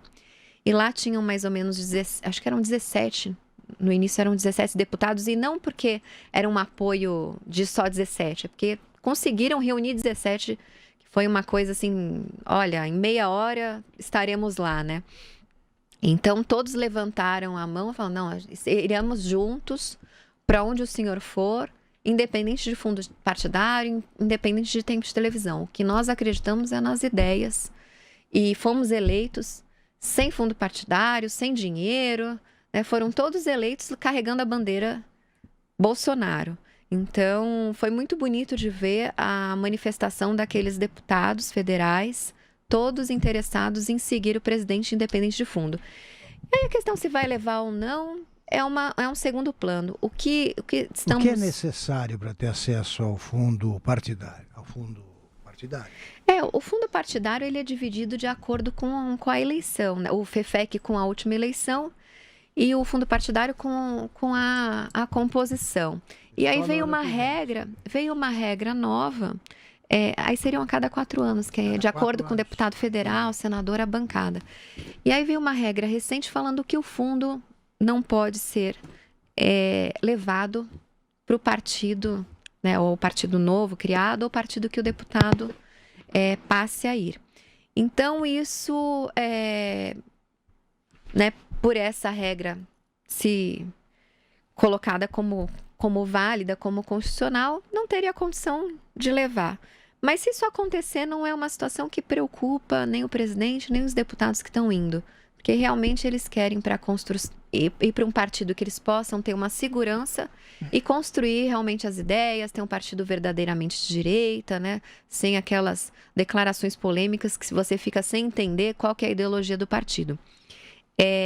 E também é importante frisar que é possível, sim, administrar um partido com uma boa gestão com recursos privados, né? Tem a possibilidade de ter uma lojinha virtual para venda de produtos do partido. É possível também fazer uma campanha de arrecadação de pessoas físicas, seja via vaquinha, seja por doações espontâneas, seja até por uma mensalidade que é franqueada aos filiados, né? Hoje a gente sabe que o Partido Novo ele não usa os recursos públicos, o fundo partidário fica retido na conta bancária, eles não fazem nenhuma utilização, e o Fundo Especial de Financiamento de Campanha eles devolvem, né, para a União. Só não devolvem o fundo partidário porque foi tentada a possibilidade de devolver para a União, e a resposta do TSE é que se o Novo devolvesse o recurso, ele seria repartido entre os demais partidos. Então, eles decidiram que seria melhor deixar o dinheiro lá guardado até uma decisão que os favoreçam para a devolução desse dinheiro para a União. E é um partido que ele funciona com recursos privados, tem uma inadimplência, salvo engano, de 20%. Então, acho que dá para a gente, com uma boa gestão, pensar na construção de um partido com recursos de forma prioritária privados. E público aí vai depender, obviamente, do desempenho de 2022. Que bom, doutora, que a senhora tem essas ideias, porque o fundo partidário, dinheiro do fundo partidário está sendo usado até para promover evento supostamente conservador. Aliás, o deputado federal Eduardo Bolsonaro, que promoveu esse evento, o CIPAC Brasil, ele deu uma declaração que vai um pouco contra o que a senhora está falando. Ele, abre aspas, se trouxer o fundo é bom por uma questão de justiça, porque o injusto é você ter sido eleito, sair do partido e ficarem tão poucos deputados no PSL e eles terem esse fundo todo à disposição deles. Fecha o aspas. Foi o que ele defendeu e falou que o lado positivo de sair sem os recursos é atrair pessoas que são mais conectadas. Aí sim vai de acordo com o que a senhora está falando, com as ideias bolsonaristas. Abro aspas. Você afasta um pouco aquele perfil de político, principalmente de candidato, que só vai para o partido que tem fundo eleitoral, que não é nosso objetivo. Nosso objetivo é ter um alinhamento com pessoas. Fecha o aspas. Foi essa a declaração do Eduardo Bolsonaro, portanto, achando que seria mais justo levar o dinheiro do fundo partidário para o novo partido. Essa questão de justiça é justamente por ser um partido que tinha um deputado, salvo engano, teve um crescimento graças ao presidente da República, né, a bandeira bolsonarista, e tem pelo menos metade dos deputados federais insatisfeitos com aquela situação. Hoje a gente recebeu uma carta de apoio dos deputados estaduais do Nordeste, e eles gravaram um vídeo também. Dos 9 deputados estaduais, 8 já declararam que apoiariam Jair Bolsonaro em qualquer situação. Santa Catarina ficou só um deputado, entre os federais e estaduais também, contra o presidente. Então, o que acontece? A questão de justiça é a questão justamente de quem que formou esse recurso. Foi o partido sozinho ou foram esses deputados que foram eleitos sob essa bandeira? E o que o Eduardo fez com o evento, essa proposta que ele levou à fundação do partido para a promoção do evento, ele está corretíssimo, porque a fundação ela é justamente para desenvolver cursos, para desenvolver atividades voltadas na formação política. E está totalmente legal, regular, não tem problema nenhum, e eu acho que tem que fazer muito mais eventos, eu acho que teria que fazer um evento por mês. A minha questão é outra, é um papo mais sobre o conservadorismo, porque o conservadorismo com dinheiro público já é um paradoxo em si, não é isso que o conservadorismo, na sua tradição, defende. Ele defende justamente o enxugamento da máquina pública, a diminuição do tamanho do Estado, a contenção dos gastos públicos, e o fundo partidário é um gasto público. Então, nos Estados Unidos, esse evento que o Eduardo Bolsonaro promoveu no Brasil, ele é feito pela iniciativa privada, ele é feito com cobrança de ingressos, de pessoas que pagam preços muitas vezes altos. Então, tem meses e meses de produção para a promoção desse evento com dinheiro da iniciativa privada. Augusto. Você acha que o partido terá condições de lançar candidatos já nas eleições municipais do ano que vem, Karina? Eu acredito que dê tempo. Pela popularidade do presidente, em pouco tempo ele consegue essas assinaturas. Mas vocês vão ter de montar diretórios municipais, escolher candidato, Sim. dá tempo mesmo assim? Com uma boa organização, a gente consegue viabilizar isso. Claro, não dá para dar uma certeza absoluta, porque tudo depende de processos alheios a nós. Mas com uma boa organização a gente consegue atingir essa meta, que não é impossível. É uma meta possível, mas obviamente trabalhosa. Zé Maria Trindade. Olha, doutora, eu queria que a senhora fosse mais objetiva ali no início mesmo da entrevista, na pergunta do Felipe. Houve uma desconfiança com relação à executiva nacional do PSL. Eu me lembro quando o presidente disse, olha, não vou continuar no partido se eu não domino o partido e qualquer irregularidade, é o partido do presidente, e ele tem razão. Mas ali houve um momento que vocês identificaram irregularidades. Devo te dizer, você sabe disso, que no histórico de todos os partidos, houve aí compra de helicóptero com esse dinheiro. Há um caso aqui de um dirigente partidário que é procurado exatamente porque comprou imóveis em seu nome.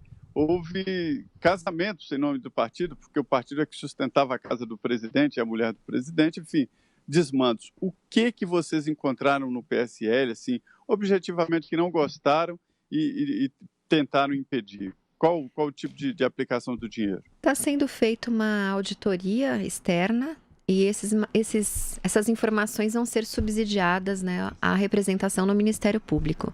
Então, fica difícil. E o presidente sempre fala, né, quando há uma... Ele até falou isso para os deputados, né? É ruim falar da ex-mulher, né? Teve uma separação aí, a gente tem que pensar mais em falar no que vai acontecer para frente, né? Ficar batendo tecla, o que o PSL fez ou deixou de fazer. Eu acho que judicialmente isso vai ser resolvido. E realmente, esses absurdos de compra de helicóptero, compra de imóveis, né? Por que não aplicar a lei de improbidade administrativa nessas situações em que há um desvio de recursos e públicos, né? Hoje os partidos, a maioria, ele é subsidiado por recursos públicos, e isso causa uma preocupação muito grande com desvios, porque na administração pública, para gastar, para fazer um contrato, depende de licitação, depende de uma fiscalização forte do Tribunal de Contas, e o partido ele acaba tendo uma fiscalização um pouquinho mais demorada, não colocando culpa na Justiça Eleitoral, porque de fato o sistema é assim. Tem poucos servidores que possam atender uma auditoria investigativa, por exemplo, mas a gente precisaria melhorar esses mecanismos para ter uma fiscalização mais detalhada, que não demorasse quase 5 anos para ser analisada, porque depois de 5 anos a Inês é morta, né? Então é importante que a gente tenha transparência para viabilizar a fiscalização, seja ela interna pelos seus filiados e seja ela externa pela Justiça Eleitoral. E até essa questão de usar fundo, não usar, se o fundo tem... usar recurso público vai contra a questão de conservadorismo, o que a gente precisa mudar são as regras. Enquanto a legislação permitir o uso de fundo partidário e o uso de fundo especial de financiamento de campanhas, se um partido ele simplesmente se recusa a usar esses recursos, ele fica abaixo da disputa, ele não fica em pé de igualdade com os demais. Então, o que a gente precisa mudar é a legislação. Eu sempre declarei isso já há muitos anos, ser contra o Fundo Especial de Financiamento de Campanha. Eu acho um absurdo a quantia de recursos que são despendidos nas campanhas eleitorais. E o fundo partidário, quando veio, né, a decisão e depois a legislação que culminou no fim das doações de pessoas jurídicas, a gente tinha um custo anual de 300 milhões. E aí já está superando a casa dos 2 bilhões. Então, assim, pulou início para 900 milhões e cada vez vai subindo.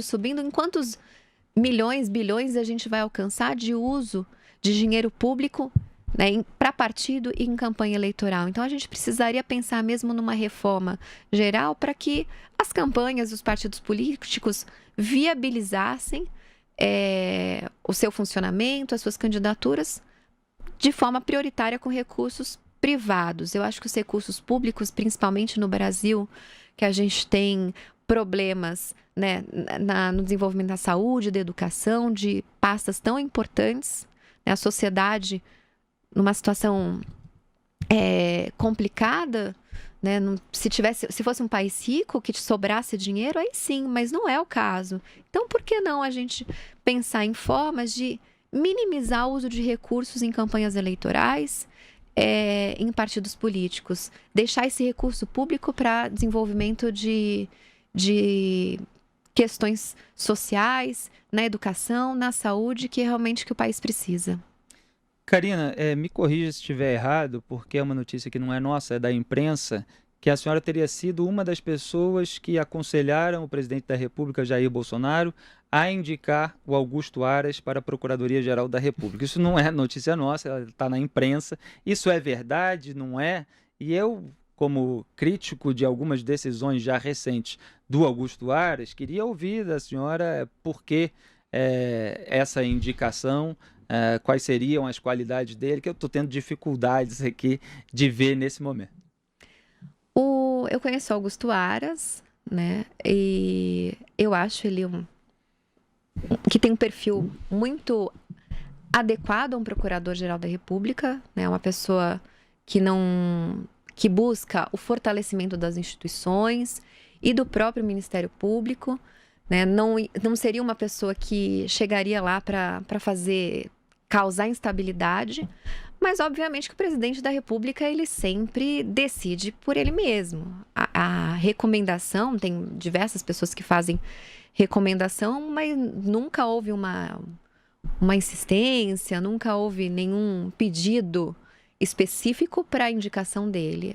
O que eu posso falar de qualquer profissional que eu conheço é se a pessoa é boa ou ruim, se tem um perfil adequado ou não. Mas as indicações de cargo, obviamente, sempre são decididas pelo presidente da República. Não tem ninguém que venha influenciá-lo. Mas você foi consultada. Esse sorriso é uma admissão aqui. Ela está fazendo um sim com a cabeça, balançando de cima para baixo. E o presidente talvez tenha aí a oportunidade de indicar 2 ministros do Supremo Tribunal Federal. Quais seriam as suas recomendações, Karina? Não tenho recomendações. Isso de fato, é uma decisão que ele vai tomar. O que ele fala, né, que ele pensa num terrivelmente evangélico. A gente tem, né, o nosso advogado-geral da União, que é pastor, inclusive, e é uma pessoa extremamente técnica. Eu daria o meu apoio na escolha dele, sem nenhuma restrição, porque realmente é uma pessoa muito inteligente, muito preparada. Mas, obviamente, que o presidente já deve ter seus preferidos, né? Eu falo dele porque ficou veiculando isso mais na imprensa.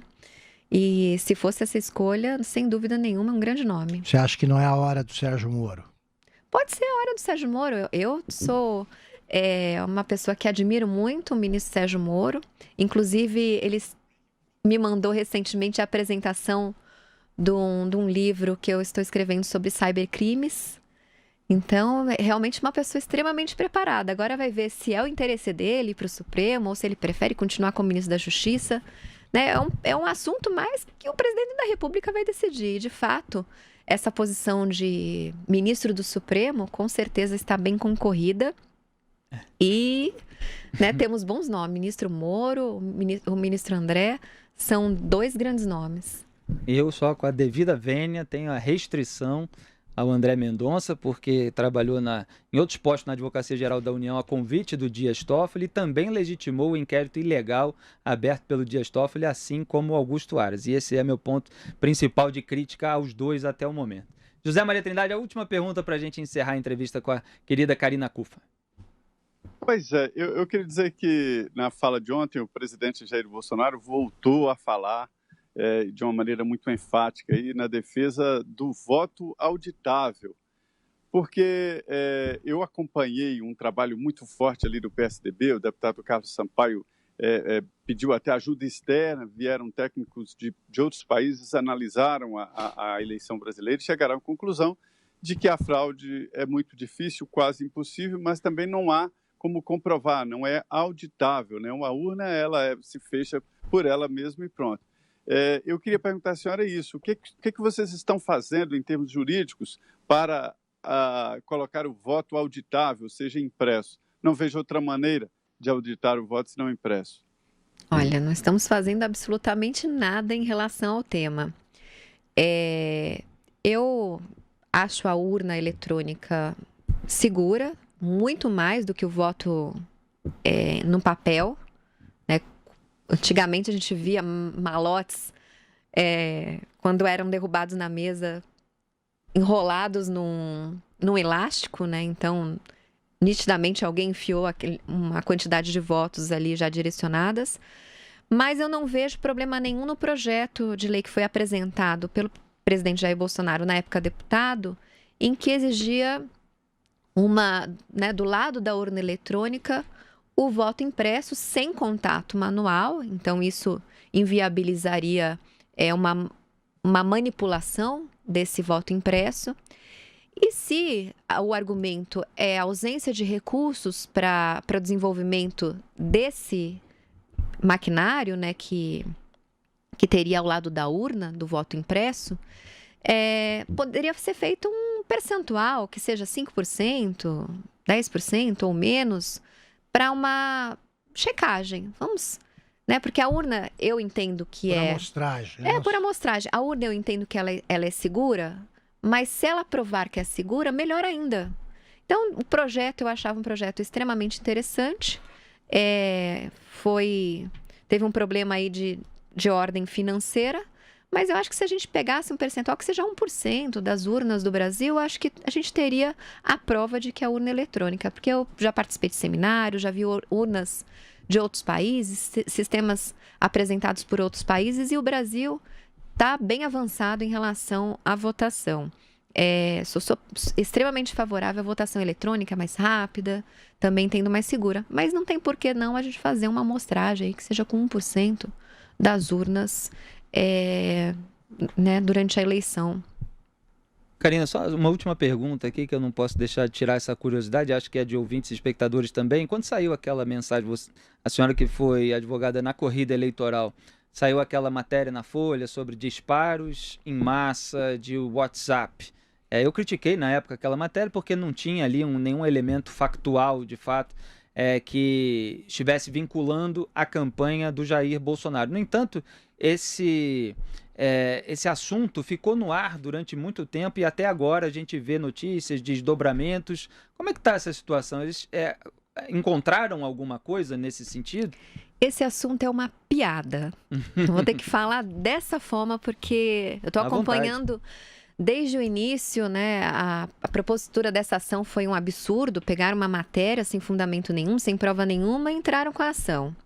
E aí, o que a gente vê? Que a oposição fica o tempo todo tentando manter viva uma ação que, inclusive, o ministro relator, ao indeferir umas provas que eram requeridas de forma absurda, eles queriam quebrar o sigilo bancário de um empresário, né, do Luciano Hang, queria chegar lá na empresa dele e pedir a apreensão dos computadores. Então, assim, pedidos absurdos que foram feitos naquela ação. E na hora do ministro relator fundamental em deferimento de alguns pedidos, ele deixou claro, não há provas. Não há prova nenhuma de que houve disparos, e que muito menos pela campanha e muito menos com conhecimento do candidato, né, no candidato à época, hoje presidente Jair Bolsonaro. E aí criaram essa CPMI da fake news, que vai um monte de gente lá falar um monte de bobagem, não traz prova nenhuma. Para ficar criando um tema, eu acho que está tão difícil aceitar o fato de que o presidente Jair Bolsonaro foi eleito por pessoas, não por robôs. Né? E a rede social não teve influência nenhuma, ainda mais por WhatsApp, na eleição. Colocar o eleitor como um idiota, falar, o eleitor não sabe o que é verdade, o que é mentira, e sem contar que, a meu ver, participando de dentro, o candidato mais atacado com fake news por todos os meios foi o Jair Bolsonaro. Ele levou apelidos, ele levou notícias inverídicas sobre a sua atuação. Enfim, ele levou tudo de forma pejorativa durante a campanha toda. E mesmo assim foi eleito. Se não tivesse nenhuma fake news contra ele, ele teria sido eleito com certeza no primeiro turno. Então, não vejo qualquer possibilidade, isso é uma narrativa fraca, infantil, de tentar desconstruir um mandato, né, que foi alcançado com total legitimidade. Né? E a gente vai provar agora muito mais com a criação do novo partido. Ontem, o anúncio do Aliança pelo Brasil foi antes de ontem.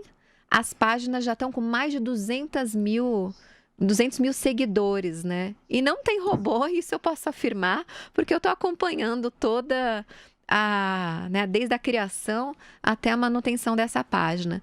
E a gente vai provar muito isso na hora que vier as assinaturas dos apoiamentos, de quantos apoiadores o presidente Jair Bolsonaro vai ter na formação desse novo partido. Maravilha. A gente apontou muitas fake news que circularam contra Jair Bolsonaro na corrida eleitoral de 2018. Acho que a que eu vou lembrar sempre... Né? Oi? Duvidaram do atentado. Duvidaram até do atentado. Absurdo. A que eu vou lembrar sempre, que é mais emblemática, eu acho, é aquela de que bolsonaristas teriam segurado e tatuado à força um símbolo nazista numa moça, e depois houve uma investigação e se descobriu que ela própria se mutilou ali, havia tatuado aquele símbolo. Isso foi explorado pelo Fernando Haddad, eu mostrei, foi explorado até na propaganda eleitoral gratuita. Então, é claro que os petistas que ficam acusando ignoram todas as fake news que eles ajudaram a espalhar também.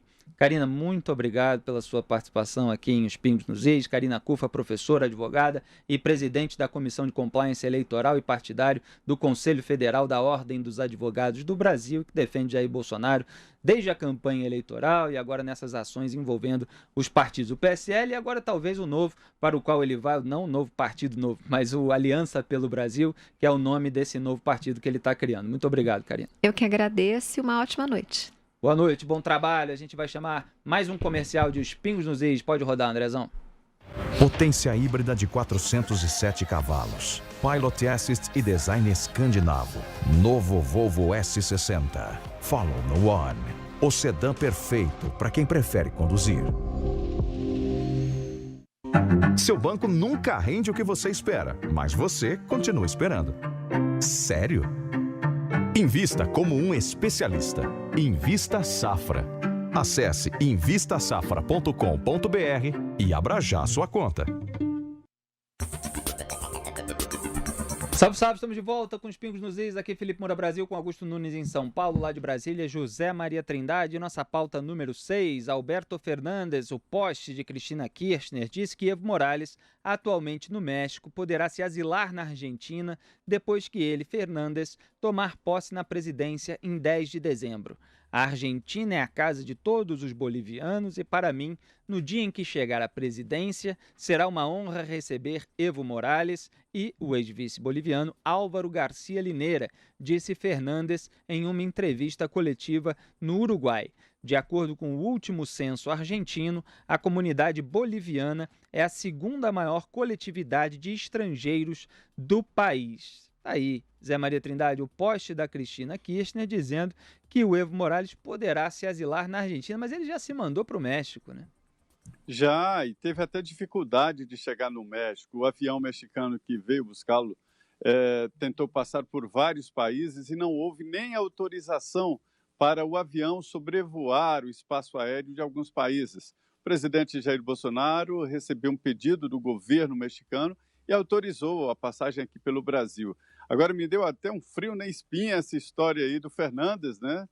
Será que ele vai convidar Lula? Ele está numa intimidade com Lula e com Lula livre. Será que ele vai convidar e dar asilo político ao ex-presidente Lula? Porque a condenação é certa, já está garantida. É um debate aí sobre o tempo que ele volta para a cadeia, né? Daqui a pouco eles começam a assinar contratos bilaterais, porque o Fernandes está se especializando no Brasil e trata o Lula como seus presidentes, né? Só dá palpite aqui, eu não vi apresentar nada, não vi uma única ideia do Fernandes para a Argentina. Ele está se inspirando aí no Lula. Se ele fizer isso, seguir o caminho do Lula, ele pode não chegar à cadeia, mas a um bom porto essa rota não leva. Ele vai quebrar a Argentina mais ainda.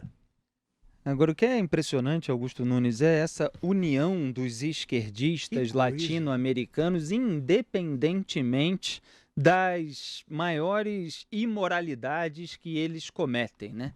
A Cristina Kirchner já tem mandado de prisão contra ela, é acusada até de acobertar suspeitos de ataque terrorista, né? E, no entanto, todos eles se oferecem às maiores mordomias, não, para cá pode vir e tal, e defendem contra a insurreição da direita nos seus respectivos países. Às vezes não é nem uma direita organizada, às vezes é simplesmente o cidadão comum que está cansado daquelas atrocidades.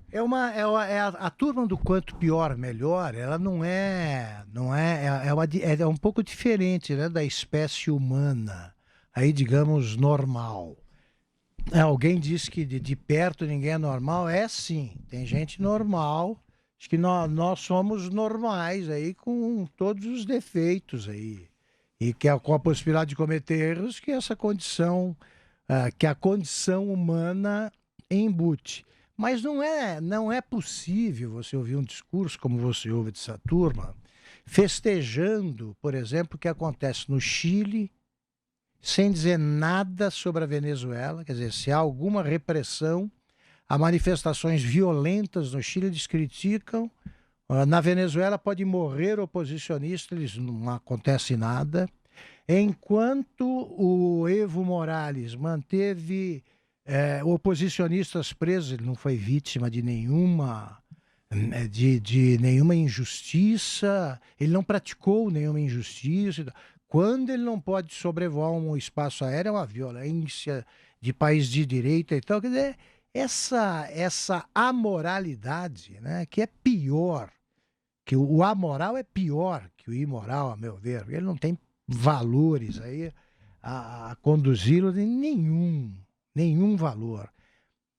E aí a Dilma é capaz de festejar, então a ascensão da esquerda, ela pula a Bolívia, onde houve uma queda, saúda o futuro presidente chileno, que ela nem sabe se haverá, né, a curto prazo. É impressionante o que faz a turma que acha que os fins justificam os meios. Essa comparação de manifestações, Augusto, me lembrou o que eu sempre dizia a respeito dessa turma do PSOL, que aqui, se a PM reage às provocações de vândalos, muitas vezes, nesses atos de extrema esquerda que sempre acabam em violência, repressão, acusam a repressão, a violência desproporcional, etc, etc. Aí vem manifestações lá na Venezuela, da oposição ao regime ditatorial esquerdista, e elas são reprimidas por meio daqueles milicianos, aquele pessoal de motocicleta. Exatamente. Que dá tiro de chumbo, né? Exatamente. Aço. Eles ali, disparam com bala de verdade, enquanto aqui, quando muito, se usa bala de borracha, mas lá, sobre aquela repressão venezuelana, com as forças do Estado e aliadas ao Estado, grupos até paramilitares, né, eles ficam caladinhos. Aliás, essa acusação a qual eu me referi, envolvendo a Cristina Kirchner, é de acobertar criminosos iranianos envolvidos no atentado contra a Associação Mutual Israelita-Argentina, a MIA, né? Aquele atentado que deixou 85 mortos em 1994. Então, Cristina Kirchner não é só aquelas denúncias envolvendo esquemas de corrupção, não. Tem até acobertamento de suspeito de atentado que deixou 85 mortos. E ao promotor que investigava esse caso e que Exatamente. Foi assassinado, né? Ele foi assassinado na véspera da apresentação oficial da denúncia. Exatamente, que o pessoal até ironizava, apesar da gravidade do tema, dizendo que ele tinha sido suicidado. Zé Maria Trindade. O presidente Jair Bolsonaro, nesta semana, deu ali uma demonstração clara de como deve ser a política externa brasileira, tirando de vez esta ideia de pensar que as ideologias elas podem suprir tudo. Durante esse encontro dos BRICS, né, que terminou ontem, o presidente se aproximou bastante, e mais ainda, da China. Nós temos um histórico aí há 10 anos, a China é nosso maior parceiro comercial, né? E houve assinatura de acordos importantes na área da cultura, até de cinema, e de possibilidade de cumprimento de pena aqui, quando um brasileiro cometer um crime lá e vice-versa, né? Vários acordos, e principalmente na área comercial. o ministro Paulo Guedes chegou a falar claramente, né, sobre o estudo de abrir um mercado comum entre Brasil e China. E mais do que isso, o Júlio Semeghini, que é o secretário executivo do Ministério das Comunicações, né, de Ciência, Tecnologia, Inovação e Comunicação, me detalhou ali um acordo de lançamento de satélite entre Brasil e China. E a operação do satélite, ele será 6 meses do Brasil, 6 meses da China. Quer dizer, houve um importante acordo, aproximação com a China. A aproximação do presidente Jair Bolsonaro com os Estados Unidos e, mais exatamente, com o presidente Donald Trump, demonstrou que, ideologicamente, é uma coisa, é uma preferência. Mas, para o bem do país, para o bem do comércio, não interessa a cor partidária, se é comunista, se é um capitalismo esquisito como é o capitalismo da China, que até hoje ninguém conseguiu traduzir direito, né? Que não é o capitalismo.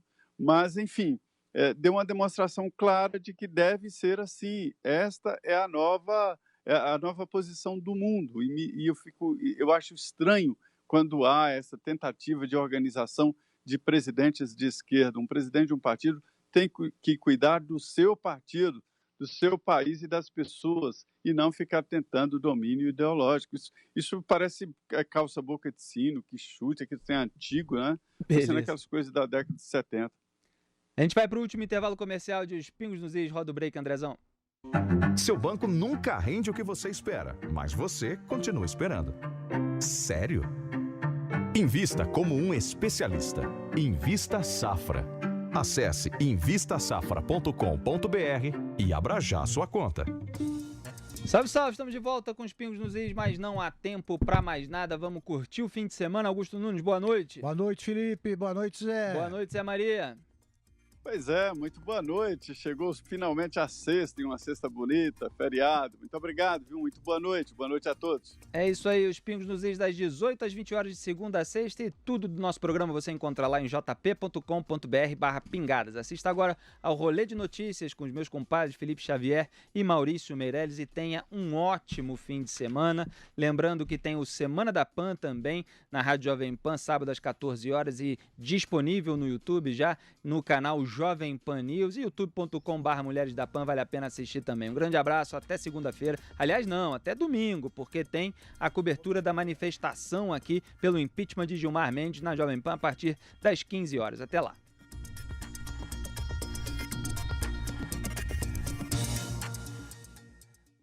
Está no ar o Rolê de Notícias. Neste feriadão gostoso, você vai ter a oportunidade de curtir o que de melhor rolou nessa semana, né, Maurício? Pois é, foi uma semana muito divertida e nós também somos filhos de Deus e resolvemos curtir o nosso feriado, não é, Felipe? É isso aí. Então vamos lá, Maurício está na sua versão diminuta, né? Sim, conhecida como natural. Acompanhe agora as melhores notícias da semana. Foi muito legal. Rolê de Notícias. O vereador de São Paulo, Eduardo Suplicy, perdeu o seu celular durante o encontro com o Lula. Suplicy, você perdeu seu celular no comício do Lula. Era mais fácil ter seu celular de volta se fosse na 25 de março, velho, na Praça da Sé. Carlos Bolsonaro, vereador-geral da República, também conhecido como Carluxo, amanheceu nesta terça-feira sem as suas contas nas redes sociais. Graças ao bom Deus, Deus acima de todos, e ele resolveu ajudar a gente. Meu Deus, ainda não se sabe se ele apagou por vontade própria, por ordem de alguém, ou se suas contas foram suspensas, que é o provável. Né? Não, a dúvida que fica é o seguinte, sem as redes sociais, como é que ele vai fazer pra passar vergonha agora, hein, Maurício? Agora ele vai voltar com as atividades normais de sempre, que é assistir desenho, fazer montagem com a foto do papai no pente, comer cocô e cumprir seu mandato de vereador do Rio de Janeiro em Brasília, conhecido como o vereador federal. Comer cocô foi... Posso falar? Que mané reforma da Previdência o quê? Carluxo sem internet é a melhor notícia da história do governo Bolsonaro. Não, vai bombar agora. Não tá atrapalhando. Após anunciar sua saída do PSL, o presidente Jair Bolsonaro afirma que está criando um novo partido, o APB, Aliança pelo Brasil, e pretende levar com ele não menos do que 30 deputados do PSL. Vai dar ruim. Se Jesus, que tinha 12 seguidores, teve um que traiu, imagina Messias com 30. Quem será esse traidor, Felipe? O novo partido do Bolsonaro vai chamar Aliança, né? Se partido pra ele é casamento, o Bolsonaro é praticamente a Gretchen da política, não? Porque ele já trocou de partido desde os... sei lá quanto tempo que ele tá na política, daí não é brincadeira não. Gretchen ou Fábio Júnior da política. Próxima notícia. Geise Arruda revelou que ainda tem muitos fetiches para realizar, sendo um deles transar com anões. Lembrando, Geise Arruda e o Maurício Meirelles têm 1,26 m, tá certo? Só pra ficar... Não, Geise Arruda e um anão. Falta um banco pra virar a praça, né? Eu acho que ela tá apenas seguindo recomendação médica, né? Ela disse que era viciada em sexo e o médico pediu pra ela ir diminuindo aos poucos. Aí ela entendeu dessa forma. Faz sentido, né? Sim. Geise Arruda é a nossa Branca de Neve. O deputado Luiz Felipe de Orleans e Bragança disse em entrevista à revista Época que Jair Bolsonaro teria desistido de convidá-lo para vice depois de ter recebido um dossiê com supostas fotos dele participando de uma suruba gay. Segundo Luiz Felipe, Bolsonaro disse ter recebido o dossiê de Gustavo Bebiano, mas Bebiano negou e desafiou o presidente a passar por um detector de mentiras. Fica aqui o meu desafio, até eu gostaria, sabe do quê? De passar por um detector de mentiras, eu, senhor. Eu de um lado e o senhor do outro. Vamos ver quem é o mentiroso? O deputado e suposto princesa e suposto surubeiro declarou que as informações do dossiê eram falsas e acusou Bebiano de ter armado para que ele não fosse vice. Deixa eu tranquilizar o monarca, príncipe, se as fotos forem verdadeiras, não tem problema, pô. Você perdeu o cargo de vice, mas pode ser governador de São Paulo, né?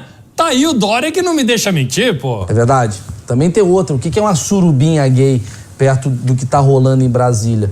Pô, nada. Tá uma sacanagem acontecendo em Brasília. É uma surubinha. Surubinha não é nada. É uma coisa mais intimista. Bobagem. Pouca coisa. Pouca coisa. E com essas notícias super inteligentes, com humor super refinado. Humor refinadíssimo. O Rolê de Notícias de hoje fica por aqui. Acompanha a gente nas redes sociais. Estamos no youtube.com/Rolê de Notícias. Falta pouco para chegar a 12 milhões, certo, Felipe? Faltam 12 milhões. Isso. Siga também a gente nas redes sociais no @Rolê de Notícias e você pode assistir o nosso programa na íntegra no youtube.com/Rolê de Notícias, certo, Maurício? Certo que eu já falei isso, estamos sempre depois das 6h30 da noite. Você falou isso falei, mesmo? Falei. Do YouTube? Porra, 6h30 da noite, pirou. Não, tudo bem, vai. Hoje é assim, freestyle. É véspera de feriado, né? É 6h30 que é? Não. Que horas que é que a gente tá? A gente tá às 5:08 da noite e às 11h30 da manhã. Ah, por isso que eu nunca assisto. Rolê de Notícias.